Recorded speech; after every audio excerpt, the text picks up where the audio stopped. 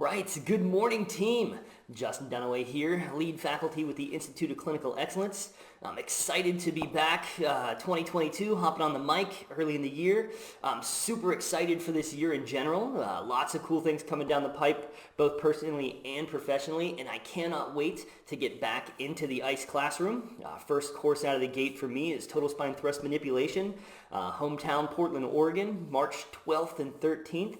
And then the 20th cohort, which is crazy to say, good morning everybody, the 20th cohort of the Persistent Pain Comprehensive Management begins March 21st. So if you're interested in either of those two courses, want to come hang out with me and Britt Laudeman, March 12th and 13th for Total Spine and March 21st for Persistent Pain Comprehensive Management.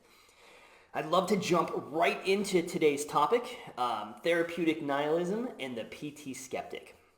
And what I want to talk about today is kind of the effects of nihilism on our outcomes and our ability to treat patients. And what nihilism is, therapeutic nihilism, is just an extreme skepticism in particular interventions or a group of interventions, and just a belief that nothing works to help our patients. And I think that PTs are either marching towards or already standing firmly in this age of therapeutic nihilism. You know, PT skeptics these days are kind of a dime a dozen. You can't go on social media, Twitter, Instagram, whatever, without seeing Facebook, without seeing just a ton of physical therapists talking about all the stuff that doesn't work, all the research that says everything we do is ineffective, and that we can't really help our patients. You know, we see that dry needling is ineffective, that manipulation or mobilization is ineffective, or manual therapy in general, or exercise for back pain doesn't work, or the specific exercises that you do don't work, or, you know, there's a whole lot of information out there about all the stuff that the research says is totally ineffective for us. And it's really easy to kind of fall into this trap of extreme skepticism, nihilism. What really got me thinking about this is a book I just read from Rochelle Buckbinder and Ian Harris called Hypocrisy, How Doctors Are Betraying Our Oaths. Really fascinating book if you're interested in a deep dive in a lot of the problems with the medical system in general, the non-conservative management system. But they set the book up in a really neat way. They start with the Hippocratic Oath, and we tend to think about the Hippocratic Oath is that first do no harm. Well, the Hippocratic Oath is this big long thing, and there's a lot of different pieces to it. Each chapter in the book is devoted to a specific piece of the Hippocratic Oath. And the one that really got me thinking about this topic today was the chapter that started out with the piece of the Hippocratic Oath that reads like this. I will apply, for the benefit of the sick, all measures which are required, avoiding the twin traps of overtreatment and therapeutic nihilism. And I think as physical therapists, we're pretty good at that first one. I think we do a good job of avoiding overtreatment. The days of us doing three sessions a week for 4 weeks of the same stuff and then just discharging patients because they're not getting better are pretty much over. Like we're really good at giving the patient what they need. But I think we've fallen into this therapeutic nihilism trap. And again, it's not hard to fall into that. There's a lot of interventional research that tells us that a lot of the tools we use seem to be ineffective. And there's a newest Cochrane review came out at the September 2021, Hayden et al., looking at exercise therapy for chronic back pain. This is a Cochrane review, highest level of evidence, 249 trials looking at chronic back pain, looking at exercise, looking at manual therapy, looking at no treatment at all, looking at electrotherapy, looking at education or advice, comparing all those things together. And the best the outcome could come up with, the best, what the fallout of the study was, and I'm going to quote here, is that exercise and manual therapy is probably better than no treatment, electrotherapy, or education alone for pain and disability, but the differences don't seem to be clinically significant. That's a pretty big shot. 249 trials, Cochrane review saying that but we might be better than nothing, but it's not clinically significant. And I think that speaks a lot more to interventional research than it does to what's actually happening in a clinic. But we'll get there in a second. To take a broader view of this, in 2019, there was a Cochrane conclusiveness study. And what that means is they go through and they pick a particular profession or a subset of profession, look at all the Cochrane reviews that talk about that profession, and then just rate them. Did they end in a conclusive result? Did they give us something, or did they just say research isn't good, we need more research? In 2019, of the 283 Cochrane reviews that talk about physical therapy stuff, less than 6% ended in a firm conclusion. The rest of them said, I don't know, we need more research. It's not clinically significant. So I think that it's easy to fall in that trap of nihilism. And I think that there's value in skepticism. And skepticism and nihilism are different things. I think while skepticism is valuable, and I think that we should research and we should challenge our beliefs and we should ask these questions, I think that there's some danger in nihilism. And always think back to, I don't know if you've read it, but if you haven't, it should be on the top of your list.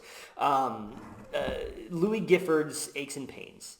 And during the intro chapters where he's talking about sort of his journey to get where he was starting to dive into the pain science stuff, he talks about how early in his career, he felt like he was a pretty solid therapist. And then as he started reading stuff, as he started to get a little bit more skeptical, he got kind of into this nihilism phase.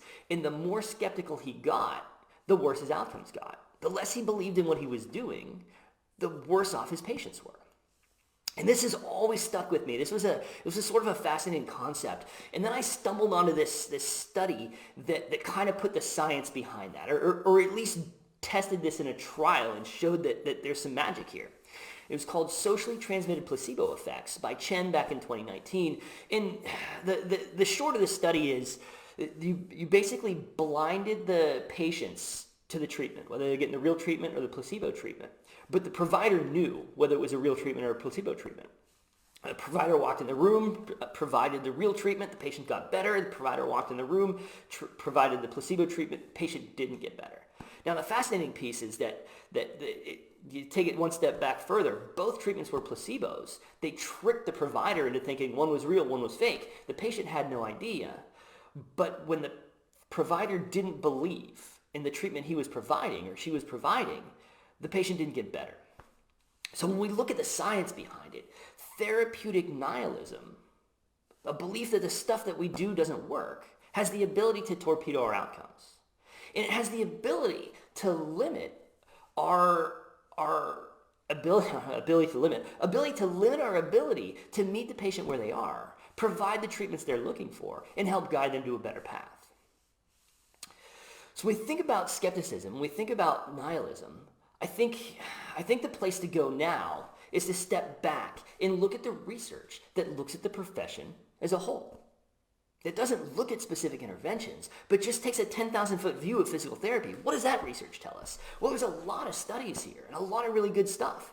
When we look at studies that compare whether you go to the physician and then you get into physical therapy early within 14 days or you get into physical therapy late within 90 days, what you learn, what you see is that physical therapy is widely effective. There's also lots of studies that look at whether you get into physical therapy or conservative management first or you go into the medical management first. And when you get into conservative management or physical therapy first, what we see is decreased cost, we see decreased visits, we see decreased injections and surgeries and MRIs, we see decreased opioids. New study looking at total knee replacements and whether you get physical therapy early on or not. If you get PT, you have significantly less opioids. So it seems like physical therapy on the front end tends to avoid one of the traps right out the gate. It reduces overtreatment. Awesome systematic review, meta-analysis, hot off the presses, January 2021 from Hahn, looking at systematic review and meta-analysis, looking at whether you got into physical therapy first or you got into medical management first. And what they found, systematic review and meta-analysis again, is that you had decreased costs, decreased visits, so reduced overtreatment, and you had much better functional outcomes than if you entered the system through the medical management. So when we step back and we look at our profession as a whole, it seems to be widely effective. But when we research interventions, it really feels like nothing we do works. And I think there's a disconnect there. So what I'm trying to say here is let's not get caught into the twin traps. I think we're good at the overtreatment thing, but let's not get caught up in this trap of therapeutic nihilism. Understand that when we look at the research, when we look at interventional research, it seems like nothing works. But when we look at our profession as a whole, it seems wildly effective. And when those 10,000-foot view studies, if we were to zoom in, what would you see in the clinic is that the PTs are doing all of the stuff that all the interventional research says doesn't work. PTs are putting their hands on patients. They're educating their patients. They're doing exercises. They're doing specific exercises. They're doing general exercises. They're doing all the stuff. It's the package. I think that when we look at interventional research, it's not telling us that physical therapy doesn't work. What's telling us is that we haven't, when we look at it in the vein of this 10,000-foot view, I don't know that we're really good at designing interventional research trials in conservative management. I think that's a whole topic for another time. But just realize, I think that this issue speaks more to our lack of ability to do interventional research well than it does as a profession that is super effective. So at the end of the day, what I'm saying is we should be skeptical. We should research and learn. We should challenge our biases. We should ask questions, research them, read those papers, and then integrate that into practice. But we need to avoid nihilism. We need to avoid this belief that the stuff we're doing isn't effective, because that is certainly not supported in the research. And all of us know every day in the clinic that that's not supported either. At the end of the day, physical therapy is wildly effective. And when we compare it to all the other stuff that's out there, it seems to be way more effective than other approaches. So at the end of the day, skepticism, that's totally awesome. Challenge your biases. But nihilism, we need to avoid that at all costs. It's going to torpedo our beliefs, or it's going to torpedo our outcomes, and it's going to limit our ability to provide treatment for our patients. I think there's a lot of gold in the Hippocratic Oath. I think this idea of avoiding over-treatment, but also reflecting on therapeutic nihilism, looking at our practice, seeing if that exists in our practice, and trying to eliminate it, I think there's a ton of magic there. All right, team, that's the topic for today. Thanks for hanging out. Thanks for listening. Hope you're having an awesome start to 2022 and an awesome day in the clinic. We'll see you all next time.